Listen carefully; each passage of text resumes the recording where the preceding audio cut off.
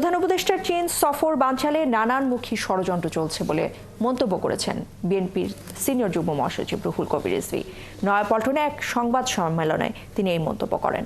পলাতক স্বৈরাচারের দোসররা পরিকল্পিতভাবে চীন সফরকে ঘিরে নানান গুজব ছড়াচ্ছে বলে জানিয়েছেন তিনি। রিজভী আরও জানান, একই ইস্যুতে আইনশৃঙ্খলা বাহিনীর সদস্যদের কেউ কেউ গোপন বৈঠকে অংশ নিচ্ছে। নাজুক আইনশৃঙ্খলা পরিস্থিতির উন্নয়নের দিকে নজর দিতে বাহিনীর প্রতি আহ্বান জানান তিনি। সংবাদ সম্মেলনে রিজভী আরও বলেন, 5ই আগস্টের পর লুটপাটের ইতিহাসের পুনরাবৃত্তি না হয় সেদিকে সজাগ থাকার আহ্বান জানান তিনি। এ সময় 25 এবং 26 মার্চ 2 দিনের কর্মসূচি ঘোষণা করা হয়।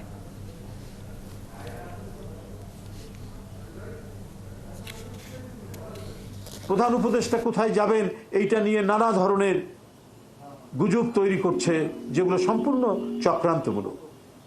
উনি যে কোনো দেশেই সফরে যেতে পারেন। একটি স্বাধীন রাষ্ট্রের প্রধান উপদেষ্টা, সেটাকে নিয়ে এমন ধূম্রজাল তৈরি করা হচ্ছে তিনি চীন সফরে যাবেন বা যেখানেই যান।